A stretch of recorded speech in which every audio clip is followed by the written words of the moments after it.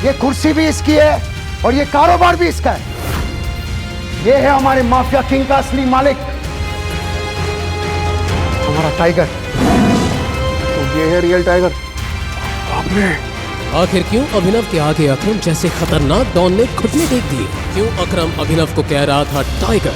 क्या याद आया था अकरम को अभिनव की उस अंगूठी को देखकर? और अब क्या नया मोड़ लेने वाली है अभिनव और टाइगर की कहानी? अकरम को अपने पैरों में झुकता देख अभिनव के दिमाग में आया कि कहीं उसका राज अनन्या के सामने ना आ जाए।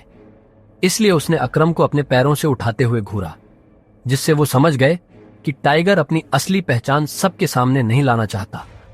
तभी अभिनव ने उनसे कहा, क्या यार अकरम भाई, आप भी बहुत मजाकिया हो, आदत गई नहीं आज तक। जवाब में अकरम ने भी नकली हंसी हंसते हुए कहा, अब क्या करे, इतने सालों बाद मिले हो, इतना तो बनता था। इन दोनों को यूं मजाक करता देख सनी के पैरों तले जमीन खिसक गई। उसने बिना कुछ कहे वहां से चुपचाप निकल जाना ठीक समझा।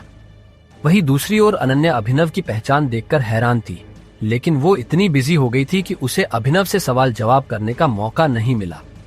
और इसके बाद वो दोनों घर चले गए। दूसरे दिन उठकर दोबारा अभिनव को अकरम से मिलने जाना था। अभिनव जल्दी से तैयार होकर जब अकरम के पास पहुंचा तो अकरम उसे देखकर काफी खुश हो गया और कहा, आखिरकार हमने तुम्हें ढूंढ ही लिया टाइगर। टाइगर?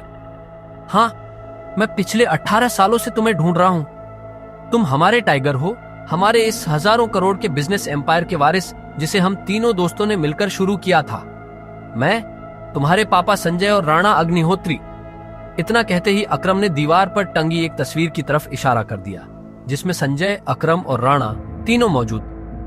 राणा को देख अभिनव को झटका लगा। उसकी आंखों के सामने वो दिन फिर से हरा हो गया जो वो हर सुबह देखकर उठता था। उस रात अभिनव के पिता को जिस आदमी ने गोली चलाई थी वो राणा था। दोस्त होने के बावजूद राणा ने अभिनव के पिता के साथ गद्दारी की थी। अभिनव की आंखें चिंगारी सी लाल हो गई। ये देख अकरम ने पूछा, क्या हुआ? तुम इतने गुस्से में क्यों हो? नहीं, मैं ठीक हूं। आपको मुझसे कुछ बात करनी थी ना? हाँ, मैं तुम्हें हमारी कंपनी द माफिया किंग के बारे में कुछ बताने वाला था। हम तीनों ने मिलकर द माफिया किंग को खड़ा किया था, जिसके नाम से पॉलिटिशियन, सेलिब्रिटी और इस देश का बड़े से बड़ा आदमी कांपता था। पर तुम्हारे पापा के जाने के बाद सब बिखर गया। इस बीच हमारे कुछ दुश्मन भी पैदा हो गए। उनमें से एक दुश्मन है दिग्पाल छिंगावत। वो सालों से तुम्हें ढूंढ रहा है। वो तुम्हें मारकर हमारा नामो निशान मिटा देना चाहता है। फिलहाल द माफिया किंग का सारा काम राणा का बेटा मोंटी संभाल रहा है, लेकिन अब से कंपनी के कुछ फैसले तुम्हारे हाथों में होंगे। अपने पिता के काम को अब तुम्हें ही आगे बढ़ाना है टाइगर। ये सुनते ही अभिनव हैरान हो गया। कल तक उसकी जेब में 100 रुपये भी नहीं थे और आज अचानक वो हजारों करोड़ की कंपनी का मालिक हो गया था। इसके बाद अभिनव अपनी नौकरी पर गया और वहां उसके बॉस ने उसे खूब सुनाया, क्योंकि कल अभिनव काम पर नहीं आ पाया था, जिसके कारण उसके बॉस को बहुत नुकसान हुआ। बात यहां तक पहुंच चुकी थी कि उसके बॉस ने उसे नौकरी से निकाल दिया। इसके बाद अभिनव ने अपने बॉस से कहा, ठीक है, मैं जा रहा हूं। इस महीने जो मैंने काम किया उसकी सैलरी दे दीजिए।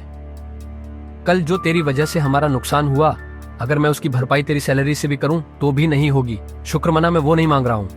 अब निकल यहां से। ये आप क्या बोल रहे हो? मैंने पूरे महीने काम किया है। एक दिन नहीं आया तो आपका 25,000 का नुकसान हो गया। मैं तब तक यहां से नहीं जाऊंगा जब तक मुझे मेरी सैलरी नहीं मिल जाती। हाँ, अच्छा रुक, अभी देता हूं तुझे तेरी सैलरी, उसके बॉस ने कहा और टेबल पर रखी घंटी बजा दी। अगले ही पल कमरे का दरवाजा खुला और 4 बाउंसर अंदर घुस आए। उठाकर पटक आओ, बाहर इसको। बॉस के मुंह से यह सुनते ही वो चारों ने अभिनव पर धावा बोल दिया, लेकिन इससे पहले उनमें से कोई अभिनव पर हमला कर पाता, अभिनव ने उन्हें पटकनी दे दी। देखते ही देखते बॉस के सारे आदमी ढेर हो गए थे। बॉस यह देख हैरान रह गया था। अभिनव अब सीधा बॉस के पास आया और बोला, चुपचाप मेरी सैलरी दे दो। बॉस ने घबराहट में अपने ड्रॉर में से चेक निकाला और उस पर अमाउंट भरकर कांपते हाथों से अभिनव को थमा दिया। अभिनव ने चेक देखा और ऑफिस से बाहर निकल गया। इधर अभिनव जब ऑफिस से बाहर पहुंचा तो उसे एक अनजान नंबर से कॉल आया। अभिनव ने कॉल उठाया और बोला, हेलो टाइगर, अकरम बोल रहा हूं। हाँ कहिए, टाइगर, मुझे तुम्हें किसी से मिलवाना है। वो हमारे माफिया वर्ल्ड का एक बहुत बड़ा नाम है, और साथ ही तुम्हारे पापा और मेरा जिगरी यार बलराज। मैं चाहता हूँ बलराज को पता चल जाए कि टाइगर लौट आया है, इसलिए शाम को डिनर के लिए होटल सफायर पहुंच जाना। मैं तुम्हें एड्रेस भेज रहा हूँ। अकरम के मुंह से बलराज का नाम सुनते ही हैरान हो गया। उसने बलराज का नाम पहले भी सुना था। इस शहर में बलराज का नाम बच्चा बच्चा जानता था और हर आदमी उसके नाम से कांपता था। ऐसे में अभिनव को भी उससे मिलने में घबराहट हो रही थी। जिस बलराज से वो घबरा रहा था, असल में वो उसी का बॉस होने वाला था। आगे की कहानी जानने के लिए देखें अगला एपिसोड सिर्फ पॉकेट एफएम के यूट्यूब चैनल पर, और द रिटर्न ऑफ टाइगर के सारे एपिसोड्स को सुनने के लिए डिस्क्रिप्शन में दी लिंक से डाउनलोड करें पॉकेट एफएम ऐप।